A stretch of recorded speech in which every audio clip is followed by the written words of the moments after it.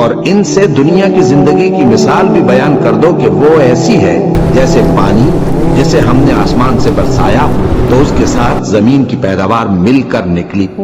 پھر وہ چورا چورا ہو گئی کہ ہوائیں اسے اڑاتی پھرتی ہیں، اور اللہ تو ہر چیز پر قدرت رکھتا ہے۔ مال اور بیٹے تو دنیا کی زندگی کی رونق و زینت ہیں، اور نیکیاں جو باقی رہنے والی ہیں وہ ثواب کے لحاظ سے تمہارے پروردگار کے ہاں بہت اچھی اور امید کے لحاظ سے بہت بہتر ہے۔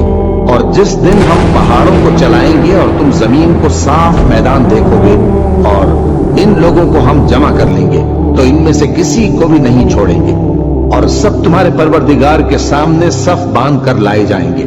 تو ہم ان سے کہیں گے کہ جس طرح ہم نے تم کو پہلی بار پیدا کیا تھا اسی طرح آج تم ہمارے سامنے آئے، لیکن تم نے تو یہ خیال کر رکھا تھا کہ ہم نے تمہارے لیے قیامت کا کوئی وقت مقرر ہی نہیں کیا، اور اعمال کی کتاب کھول کر رکھی جائے گی تو تم گناہگاروں کو دیکھو گے کہ جو کچھ اس میں لکھا ہوگا اس سے ڈر رہے ہوں گے، اور کہیں گے ہائے شامت، یہ کیسی کتاب ہے کہ نہ چھوٹی بات کو چھوڑتی ہے نہ بڑی کو، کوئی بات بھی نہیں مگر اسے لکھ رکھا ہے، اور جو جو عمل کیے ہوں گے سب کو حاضر پائیں گے، اور تمہارا پروردگار کسی پر ظلم نہیں کرے گا۔ اور جب ہم نے فرشتوں کو حکم دیا کہ آدم کو سجدہ کرو تو سب نے سجدہ کیا مگر ابلیس نے نہ کیا، وہ جنات میں سے تھا تو اپنے پروردگار کے حکم سے باہر ہو گیا۔ کیا تم اس کو اور اس کی اولاد کو میرے سوا دوست بناتے ہو، حالانکہ وہ تمہارے دشمن ہیں، اور شیطان کی دوستی ظالموں کے لیے اللہ کی دوستی کا برا بدل ہے۔ میں نے ان کو نہ تو آسمانوں اور زمین کے پیدا کرنے کے وقت بلایا تھا